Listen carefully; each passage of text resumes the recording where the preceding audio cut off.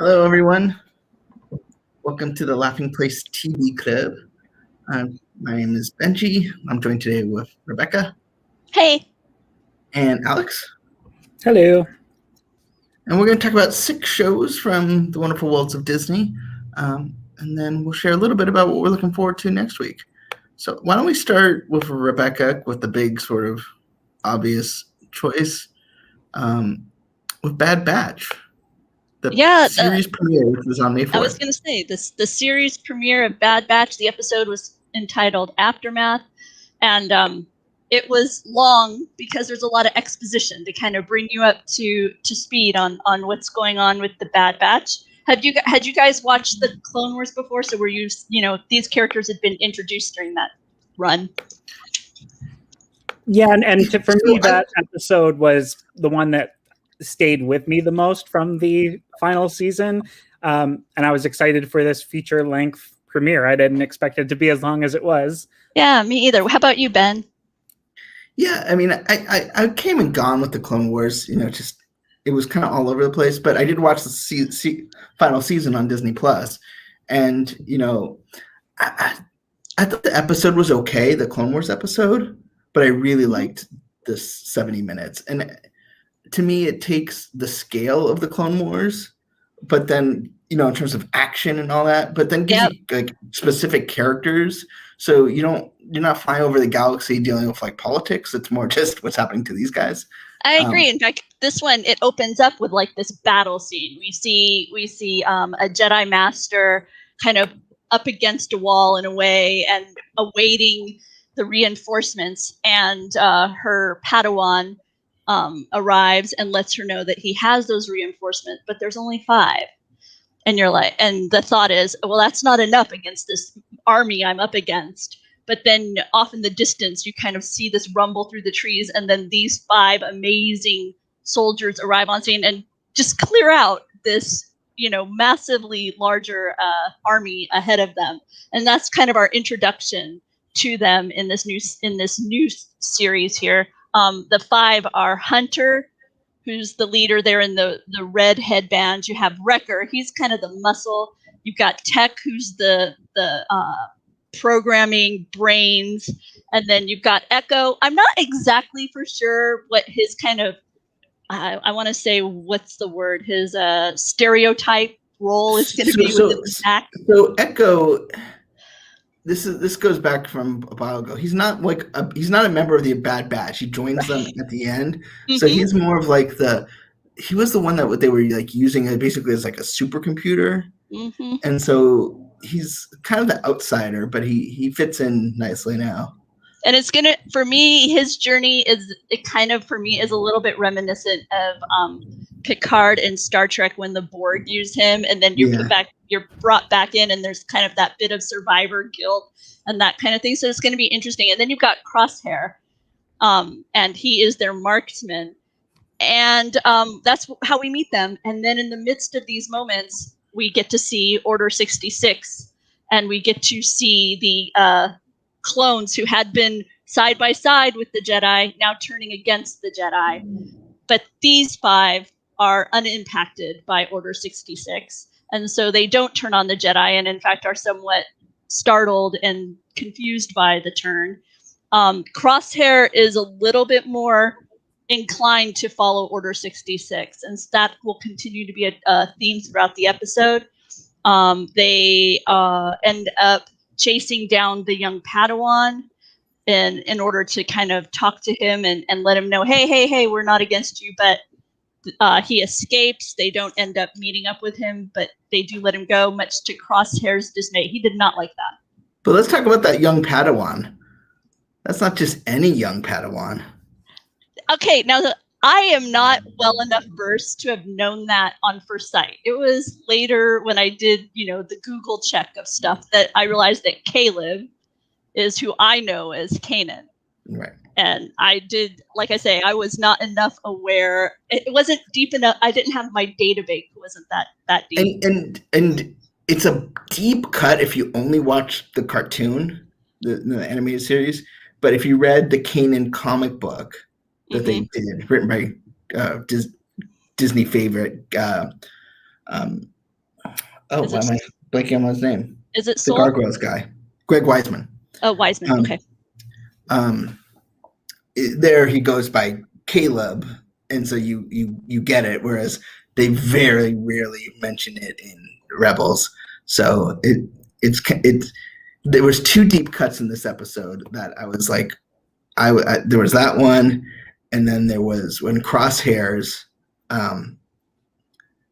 he talks about good soldiers follow orders, and that's when they just from the episode of Clone Wars where like they discover the chip.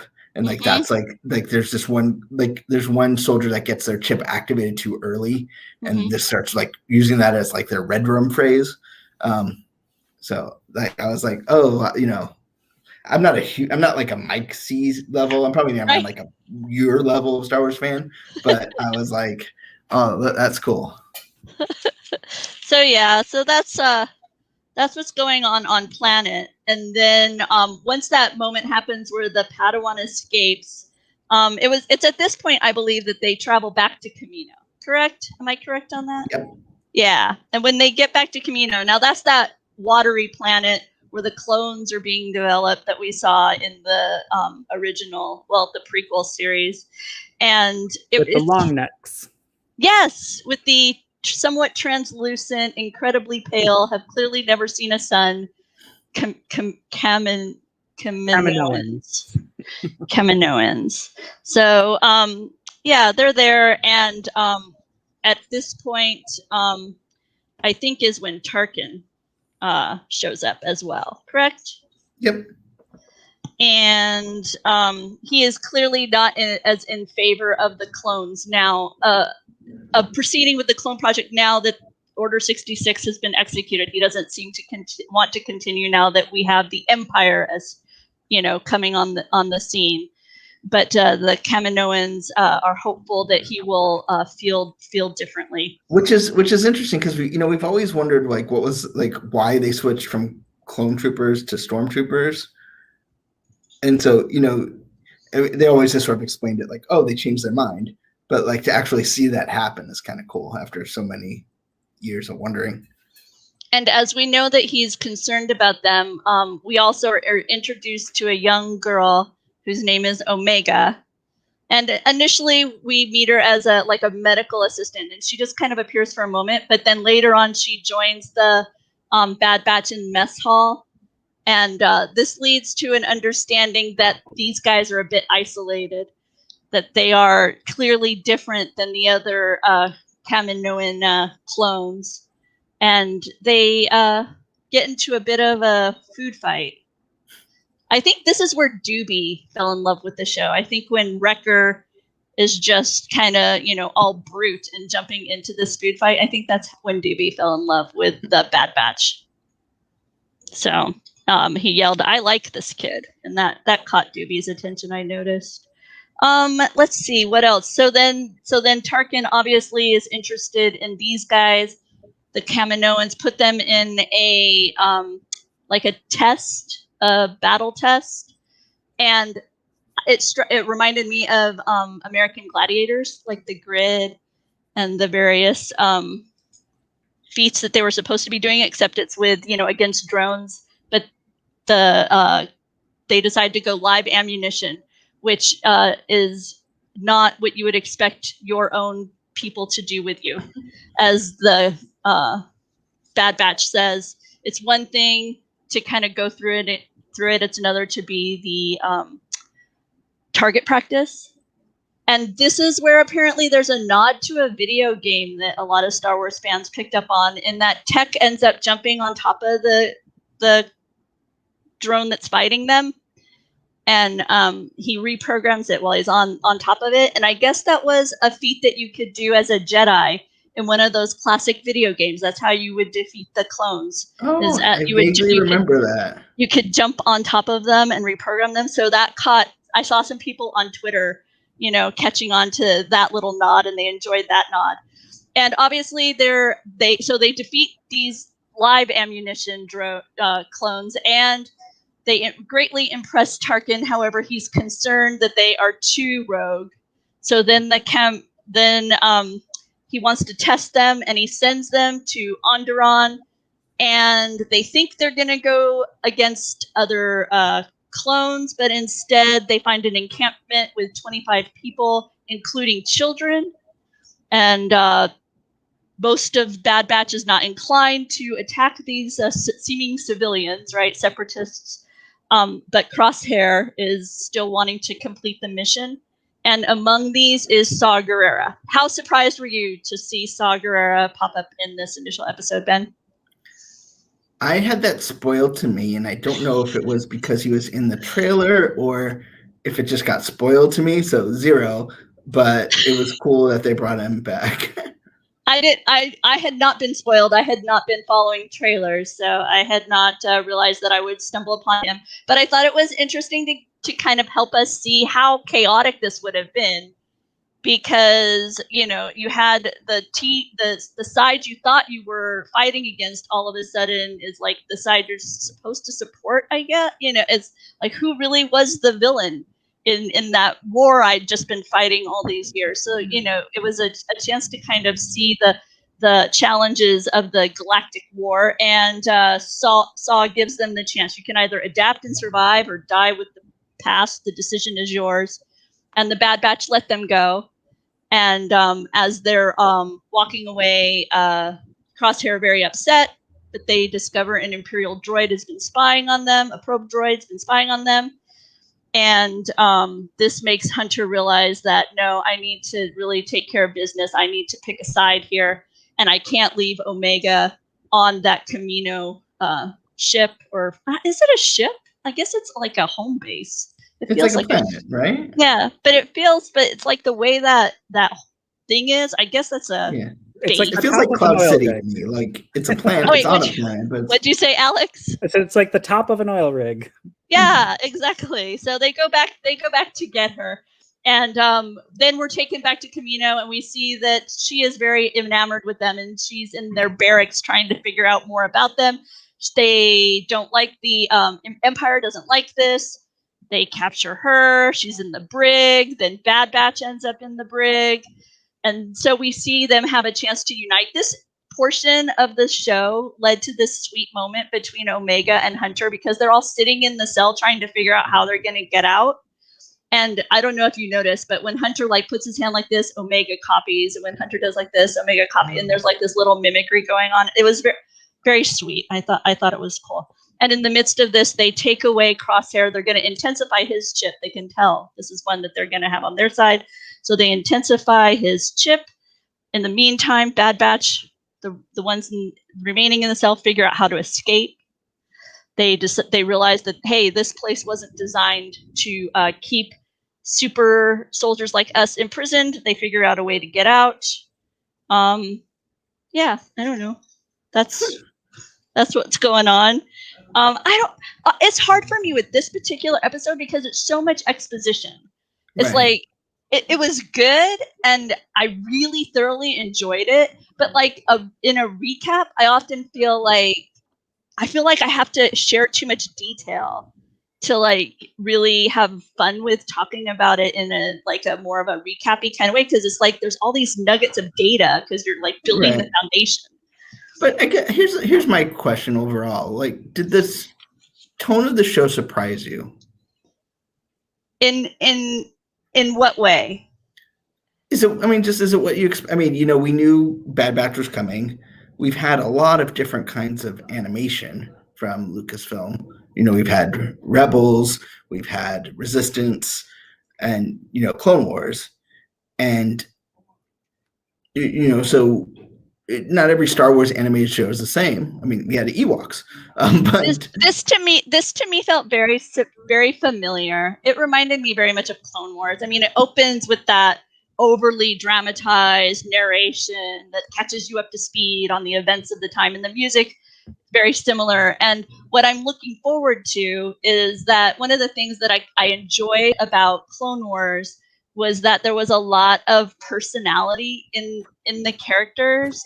But sometimes it took you a bit to get there, and so I'm really looking forward to more of that camaraderie and more of those personalities, because Hunter Wrecker, Echo. You can tell that they all have kind of their own journey and personality that they're going to bring to it. And I'm a big fan of shows like A-Team or shows like this where you kind of have this band of brothers who have been kind of thrown. They aren't necessarily people who you would think would be together on a quest, but they've kind of been thrown together, and by sheer need of having to have each other's back because nobody else is going to have their back, they end up, conquering the universe, so to speak.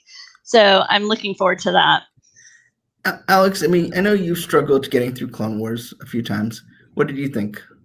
I found Bad Batch much easier to jump into. I think part of my problem with Clone Wars is, unless you were watching it in the StarWars.com order, it jumped all over the place in the timeline, which I think they've learned not to do. The last season of Clone Wars didn't do that. It was very linear.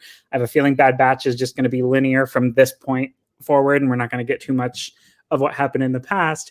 I felt like the characters were easy enough to spot the difference of. I know there were Clone Wars like clone troopers like Captain Rex in Clone Wars that became fan favorites and were more high profile.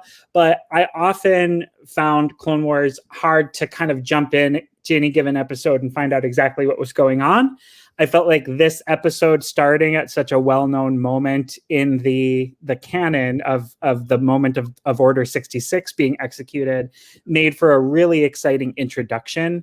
Whereas, the prequels in general aren't my jam. So starting anywhere near Attack of the Clones, I'm like already kind of checked out. So having this start, end of Revenge of the Sith, like this is a moment in time in the saga that I am connected to. And I found that much easier to get into. So I think even if I go back and become a bigger fan of Clone Wars, because I wouldn't say I hate it, I would probably still veer towards Bad Batch as something I would want to go to again and again, versus Clone Wars, which is a period of time in Star Wars that just I'm not that passionate about. Yeah. The nice thing about this show is I feel like I can go to a friend and be like, oh, do you like Star Wars? Oh, okay. Well, here's this new show. There's these, 4 guys, and they had this one guy who was with them, but now he seems to be kind of teaming out with the bad guys. We're not exactly sure how that's going to work out. And there's also this young girl, and this young girl seems to have something special about her, but we're not quite sure what it is yet. And just kind of go from there, and they can jump in and know what's going on, like Alex is saying, because Clone Wars was in that period where it was so messy politically, and like good guys would be bad guys, and there was so much of that sometimes it was hard to untangle anything so that you could see what was going on.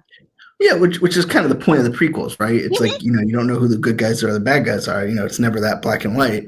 But the way it jumped around, I just think it made it very complicated. But you will be recapping. So we'll be including Bad Batch in every episode of TV Club. We'll do sort of a cursory recap. But also Rebecca and Mike will do sort of a more in-depth conversation each Monday, including this upcoming Monday, where they'll talk about episode 1 and episode 2, which drop no relation to like Star Wars episode, but which drops Friday on Disney Plus. For the TV shows, don't they say chapter? I think you're right. To say chapter instead of episode. Are they really? Oh, okay. Yeah, like Mandalorian, it's all chapter, never episode. Interesting. And I think that's why. So they could say episode 6 and not get confused. Oh, that's funny. I hadn't thought about that. That would be. So continuing on with Disney Plus, we've got the latest episode of Mighty Ducks Game Changers, which is a big deal in that it brings back many of the original Ducks from the first movie. As the plot point here is that there's a Ducks Gala where they invite all the old Ducks except Gordon Bombay. You got to kind of go with it. But what did you think, Alex? Yeah, you mentioned you got to kind of go with it, and I think we're far enough in the show now where I'm starting to feel more and more like this is detached too much from the original trilogy, if I may.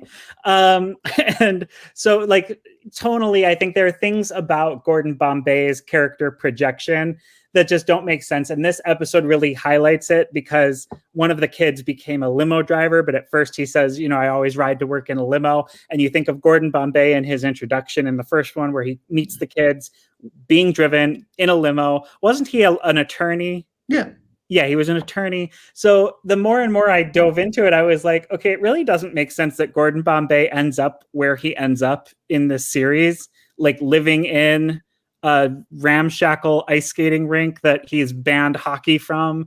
Like, it just doesn't really seem Gordon Bombay to me at this point, but I am enjoying the show. I will say it needs more Nick, the podcast kid. This episode had very little of him.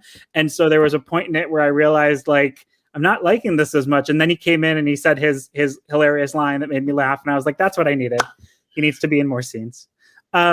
But I liked this one. I liked having the reunion with the Ducks. It's interesting to see how different some of them look and how same some of them look. Like, some of them look like exactly how you expected them to age. And some of them, their face shape has changed as their skull has developed. So it was kind of interesting. And it made me think deeper about, the transition from child star to adult actor and how very few child stars actually make that transition, and, how much looks are part of that in Hollywood. And so people like Drew Barrymore, Macaulay Culkin, they kept some of their childlike qualities in their face, whereas other people, their jaw expands, their brow raises, and you look at them and you're like, that's not the kid I remember watching.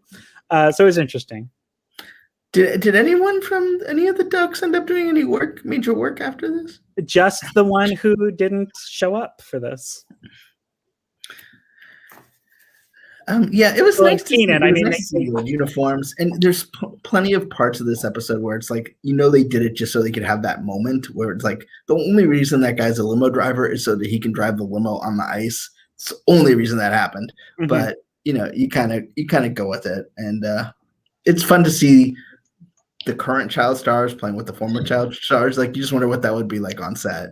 Yeah, but no, I liked this episode, and I thought the dynamic with the main character having that moment of conflict of, getting the opportunity to have everything he thought he wanted back, and then realizing he's evolved from it, but then still kind of paying a price for it.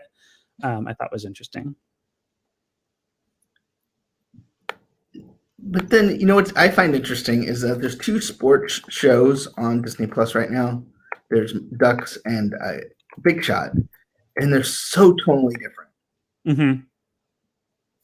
Agreed. I finally caught the opening episode. I caught the premiere episode of Mighty Ducks last night. So finally catching into it, and then I watched part of Big Shot this morning, and very different. For me, I found Lauren Graham's character delightful, and like, I would love to go out to dinner with you and talk to you. And yes, I've run into the same problem. My son enjoys sports, but he doesn't want it as a career, trying to find the opportunity for him to just be in a sport without it being career-like focus. I get it. I feel it. But this guy, I'm sorry. I find Stamos in this just really not, like, I don't like him. I don't find him likable. Did you finish the episode? I watched this episode. You watched the whole episode? I think I made it most of the way through. Okay. I think the final scene of that episode is important. And then each episode, what I'm loving about the show is each episode, another layer of Marvin Korn gets kind of stripped away. He ends up, these girls kind of pull the real him out that he's put behind this coach exterior for so long, this rough, tough character. So that to me is the fun of the show. And I will say in episode 2 and 3, there's some moments where he gets into conflict with other teachers at Westbrook, and it becomes an issue, and it becomes very funny. Well, see, I jumped into this one at this episode where his daughter arrives. So I haven't watched in there. Oh, okay. So you haven't seen the first. I haven't watched any. I knew generally what the storyline was, so I just jumped into this one, and I was just like, wow, he doesn't come off. Bombay. We were talking about Coach Bombay. Coach Bombay came off, prickly in the movie and in this series, but yet there was something about him that was still like approachable.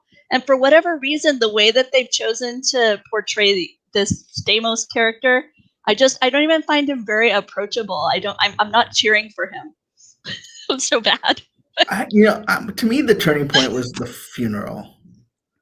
Okay. And where he has this moment with his daughter after the funeral, and he basically says, like, I'm not likable, but I'm more likable than my dad. He was more likable than his dad. Okay. And we're struggling through it, and we're trying to do the best. And he has this complete breakdown. And, it's obviously, I have no doubt if I was hanging out with John Stamos, we would have a wonderful time because he's a big Disney fan. But yeah, I mean, he's definitely playing this guy as a jerk, but he's also an actor. And I don't think it's him. So it's hard because like we know him as lovable Disneyland guy, and then and even the press, like he's so adorable in all of like the interviews and stuff. And so then,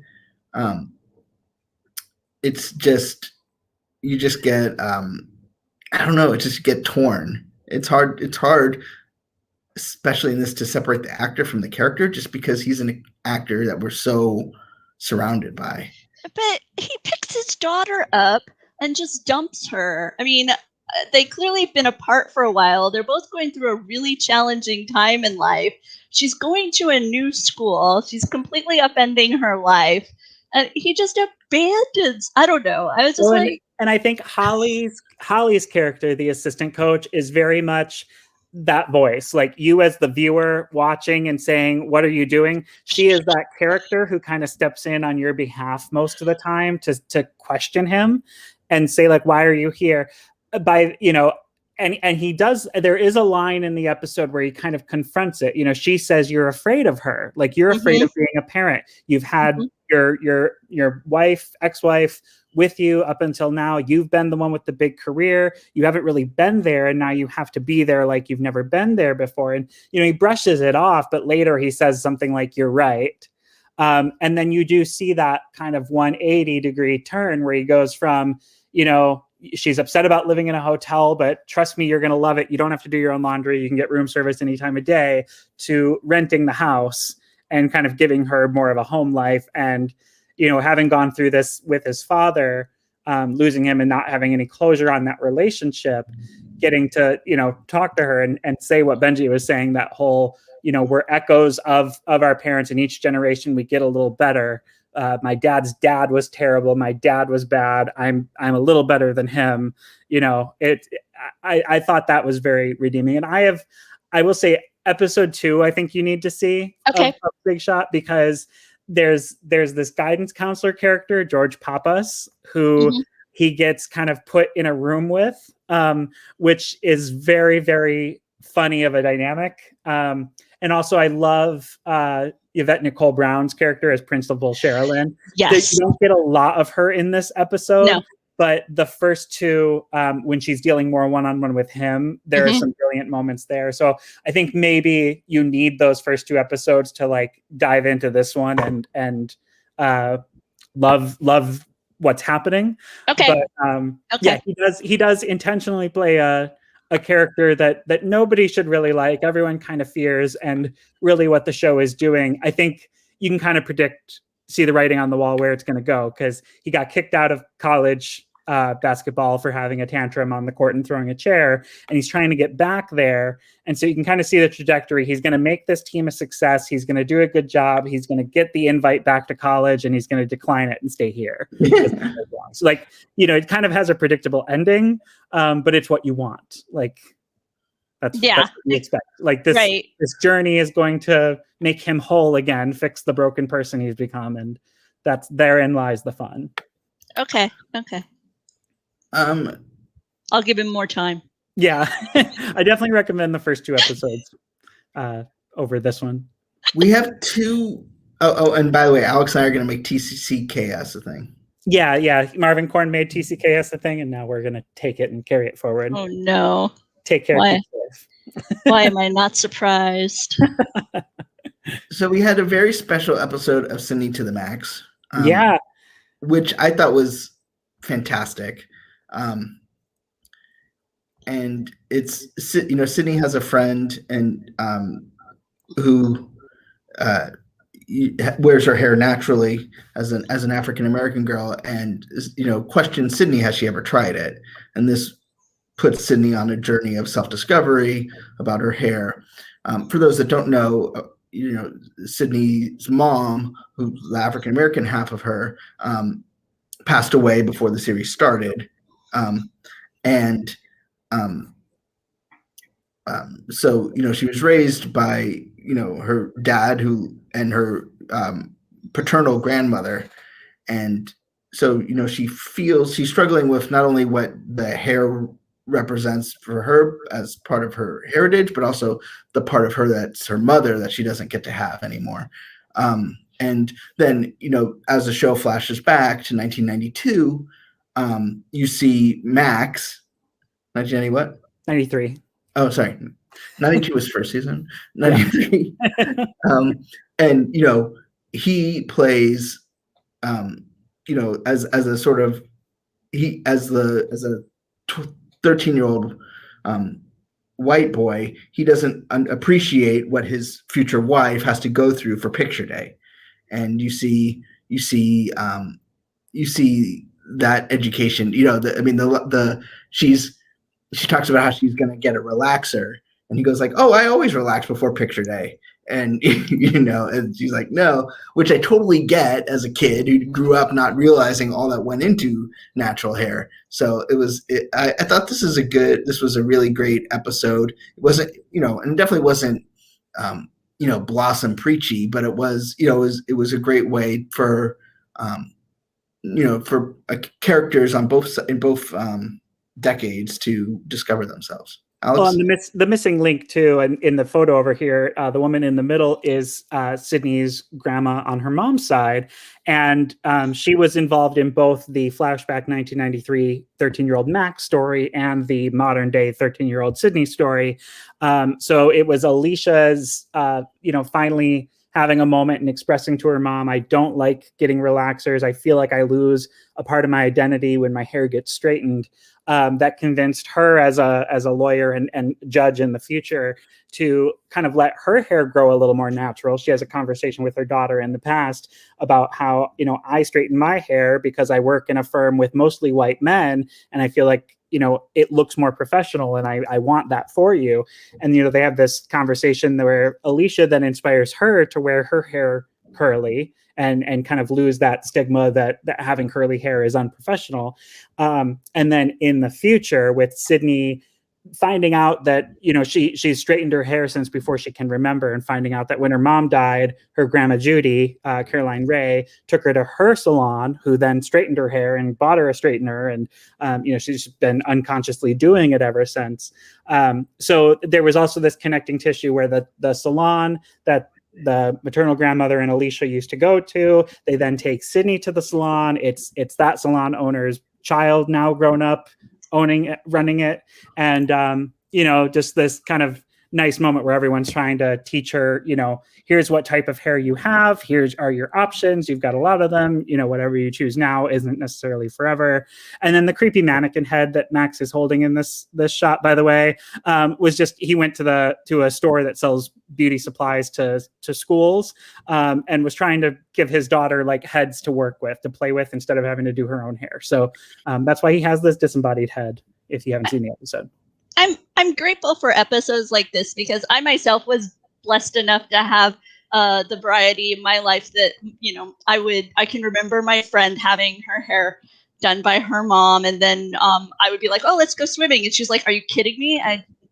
Did you just not see what I went through? I can't go swimming." So so I learned about these types of challenges, through friendships I had growing up, and then I got to also see, my dad would talk to, he was a university professor, and sometimes the ladies who had come from other nations, like especially from Africa, they would have kind of these conflicting ideas of the desire to fit in, and I can remember hearing him, encourage them to maintain who they were. That isn't a necessary. You don't have to submit yourself to those types of treatments just because you're here in this nation. And like I say, that's a unique. Not everybody has a dad who teaches students from all over the world, and not everybody ends up with neighbors who are so different. So I'm grateful that like Benji said, now he was exposed to it more through this, and I think it's cool. Yeah. And because I'm a boy, right? Like right, my friends, you are African American, didn't like. Right? It was just you weren't over at their house doing hair together. Yeah, you didn't do that with your friends. By the way, the other thing is I'm married. I happen to be married to a Black man, and so we had these discussions as we were talking about children. And I talked with his family at length. I'm like, you're going to have to help me because there's going to be a big difference if we have a girl. This is not an area that I know well, and I just wear my hair as a white female just in a ponytail, so I just don't do hair at all. So you're gonna have to help me out. And we had those discussions, and I actually had a few friends who were like, "Don't worry, I've got your back. I've got your back." And then we had a boy, so I didn't have to expand my knowledge. But and I appreciate how the episode did it guilt free. Like it wasn't like, wow, you don't. Why did you make your daughter do this? And it was just, it was just like, hey, no problem, right? Like it just, we're on a journey. It also didn't seem to indicate, that one is, if she wanted to get her hair straightened, it didn't provide judgment that that's bad necessarily. She gets to do what she wants to do, which is the way it should be, right? Wear your hair as you want to wear it. And that's, that's a personal choice. And that's, right. But now, like you say, as a white male, so neither Black nor female, this is now a realm that you're more aware of. And so you bring a different kind of viewpoint to seeing a female and how she's chosen to wear her. Well, that's what's nice about having the Max characters, because I basically was the Max character, right? Because it's not like you understand why he's ignorant, and then he learns, and like I think we've all done a lot of learning over the years and about what had been sensitive topics, and I think that's okay, right? And that's what's nice is that everyone in the show loves each other, and it's when it's done through that, and when it's done through love, it all kind of works out. Yeah. So Alex, you also did a recap on an episode of Raven's Home that Disney decided not to do any publicity images from. Yes, they didn't. And this was an interesting episode. It's called Bless This Tess. And this episode feels like it should have aired 6 months ago if it wanted to be relevant. I get the impression that Disney Channel is airing Raven's Home very out of order, because some episodes you'll see signs of the pandemic in the background. Some episodes they'll reference it, and some episodes it's like not happening. So this episode, they are quarantining. So it takes place completely in the apartment. And the big issue is that Tess's parents, her mom is a nurse and her dad is a truck driver. And so both of her parents are out and constantly being exposed and coming home. So Raven decides that Tess shouldn't be coming over anymore while they're quarantining. And then the kids beg and they make arrangements for Tess to just come live with them during the quarantine, so they can still have Tess around. And since her parents are both so busy and don't want to expose her anyway. And then what ends up happening is they discover that Tess, because her parents work so much, is a bit of an overachiever in the home. She gets up every day at 6 a.m. and works out, and then she cleans and she makes breakfast. And so on their first morning with Tess, it's all of the kids in that house feel very upstaged, and it just keeps going. She waxes the floors, like she's just constantly doing things.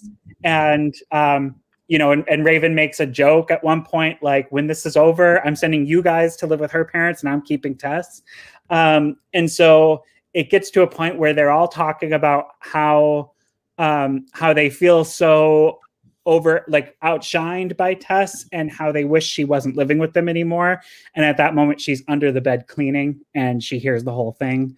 And then she obviously wants to leave. So Raven has to, step in and play intervention because she promised her parents she'd have her for 2 weeks. She doesn't want her going back. So, in the end, the kids kind of make it kind of like community helper awareness or appreciation. They make it Tess Appreciation Day. The episode started with them practicing this TikTok dance. So in the end, they show her that they learned the TikTok dance and make this special video for her, and it cheers her up, and everything's fine in the end. But it's just one of those things where I feel like we're done quarantining. That's a thing we probably won't be doing again. So it just feels so, it's like watching something that took place 6 months ago. It just feels like the timing is wrong on it. The right time to air it was back in November, December. Instead of an instant classic, it's instantly dated. Yes.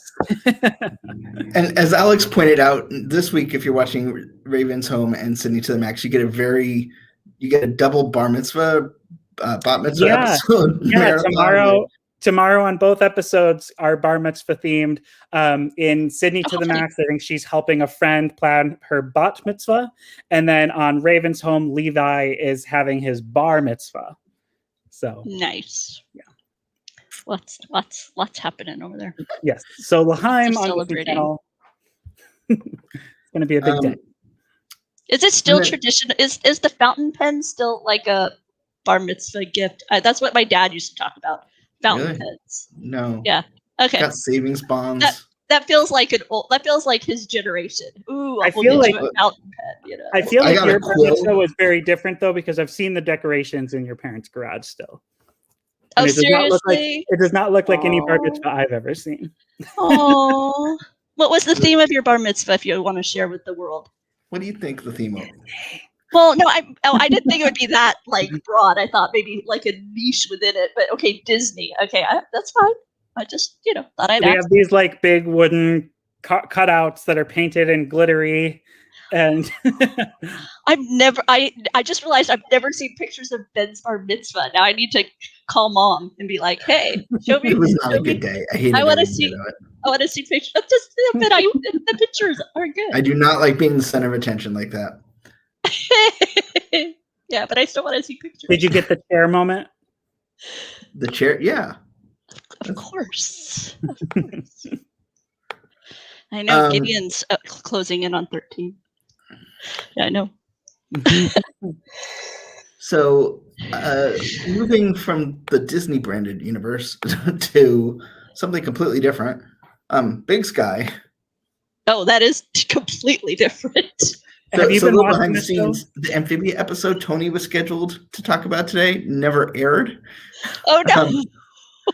There's lots of behind the scenes drama that you can go on the internet to find out. But okay. That being said, Big Sky aired, so we'll talk about that instead. Yeah, I mean, a lot's happened at Big Sky. Have we even talked about it since they switched to the new case? I don't think so. Okay, so I'll just talk about Ronald for a moment, because he's the connecting tissue from the first half of the season. Ronald was the guy who abducted the teenage girls that kind of kickstarted this whole case and got Cassie and Jenny Doolin Hoyt on the case as private investigators. So they're still searching for him. They finally had a lead in the last episode. So the girl here in the purple coat, her name's Scarlett. Her sister Mary recognized Ronald and made a call to Doolin Hoyt saying, I think I know where he is. He obviously looks a little different. He's wearing glasses now. He's grown his hair out. He's dyed it a shade of red. He's more of a blonde. And so he's made himself to look different. Anyway, as she was waiting for them to get back to her, he came to her house, murdered her, and has her body. So Cassie and the new detective Mark Lindell arrive at her house basically just too late. He's taken Mary's body away from the scene, and he has taken Scarlett and her 10-year-old daughter Phoebe on a camping trip. They drove all night in his brand new big rig truck, because he was a truck driver before, and they thought they were going to like a campsite, like a place that other people go, but they end up in the middle of the woods when they wake up. He asked them to go for a walk while he's trying to bury the body. They keep calling for him, so he leaves it somewhere. That night, when they're asleep, he wakes up, he goes out to do it, and while he's digging the hole and getting everything ready, he looks up and it's Scarlett's 10-year-old daughter, Phoebe, and she says, "What are you doing?" So that's where this episode ends, from a cliffhanger state on Ronald. They're still looking for him, but they're hot on the trail because they've now connected Mary to Scarlett. They know that they're sisters from the database. There was a body in Mary's basement freezer, which is Steve, Scarlett's ex-husband and Phoebe's father. And so we've never met him yet, and now we know he's dead. And they don't know if Ronald did that or not, but it doesn't look like he did. Maybe it was Scarlett, maybe it was Mary, maybe it was both. And then there's this whole other drama on the Klein-Sasser Ranch in a completely different county. Jenny's ex-boyfriend from before she married Ryan Phillippe and before he died. She was called by him to help because he was being set up for rape and battery of a girl named Rosie, and he had no recollection of doing it, and it was out of character for him. And long story short, his brothers set him up for it by drugging them both.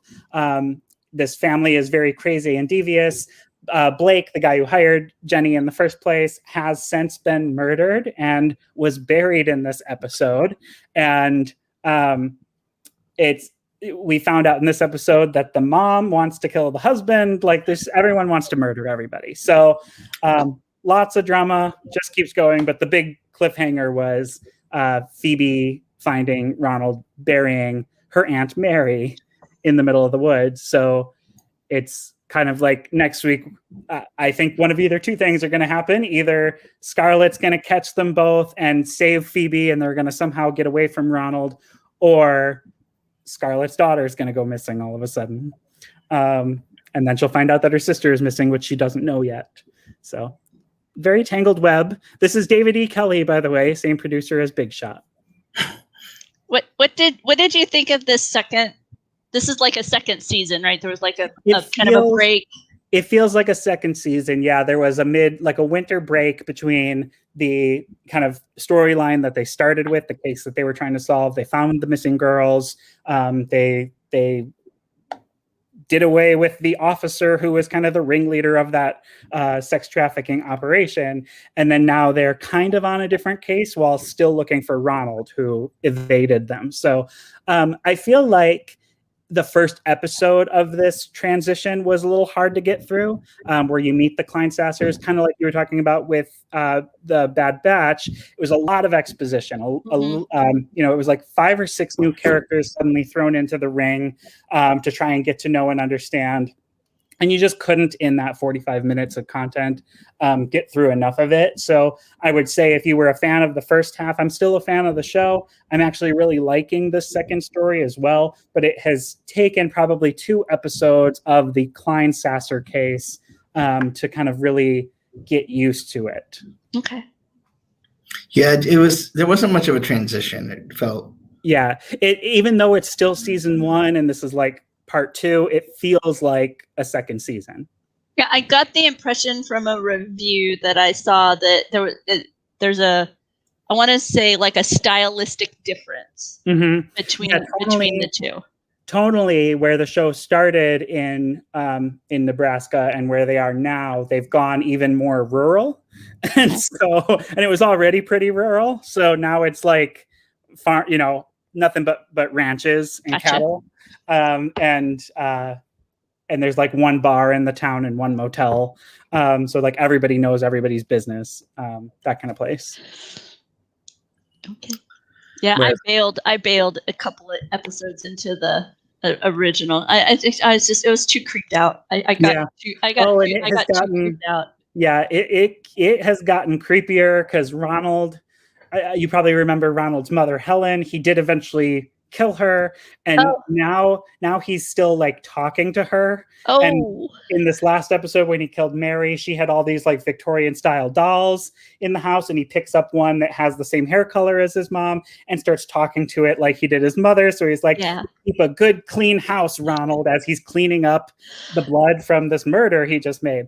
It gets sick. It was a little too creepy for me. Yep. I bailed. It has some definite creep factor. It's probably like right on the edge of my threshold because I can't handle horror. I don't like watching things where people have to beg for their lives, which this show sometimes gets to that point. Oh, okay. That kind of stuff bothers me, but I'm hooked on this show. Okay. Okay. So looking ahead, what are we looking forward to next week? Oh, I'm looking forward to The Rookie on ABC. I've been very much enjoying where it's been going this season. Now they're in the midst of a escalating drug war, a kind of a not high profile, but kind of like top of food chain drug lords is on his deathbed. I think he died at the end of the last episode, but I don't remember if he was still holding on by a little bit, but he's going to die. And so we're going to have a battle between his son and then another organization that wants to take that over. And of course, the team of the rookie and his cohorts are going to be right in the midst of that. So I'm excited to see where that goes. Alex? I'd say probably the next episode of The Bad Batch, now that it's getting down to the typical 45-minute length of the episodes, because I guess it's going to be an hour-long show. I'm curious to see what they do going forward now that they've established everything. And so I think I got to go with... You know what I'm looking forward to is the return of Rebel. It was off last week for... the NFL draft, so I'm kind of curious to see. I binged the first 3 episodes when they did the screeners, so this is the first episode I'll have like fresh, and I'm looking to see how those shows, how the show sustains itself. Yeah, that's a good one. I'm liking Rebel. So next week we'll be back. We'll be talking once again about Big Shot, Mighty Ducks Game Changers, The Bad Batch, as well as Raven's Home, Sydney to the Max, and The Simpsons. So join us next Thursday on May 13th. Any last words before we go? Thanks so much for joining us. I've been like obsessed with watching your Dianoga. Yep, my little Dianoga. My buddy hangs out with me here at the office. And stay tuned. We got a lot of news coming tomorrow that we can't talk about yet, but follow Laughing Place because you'll enjoy it. Yes, you will. Bye, everybody.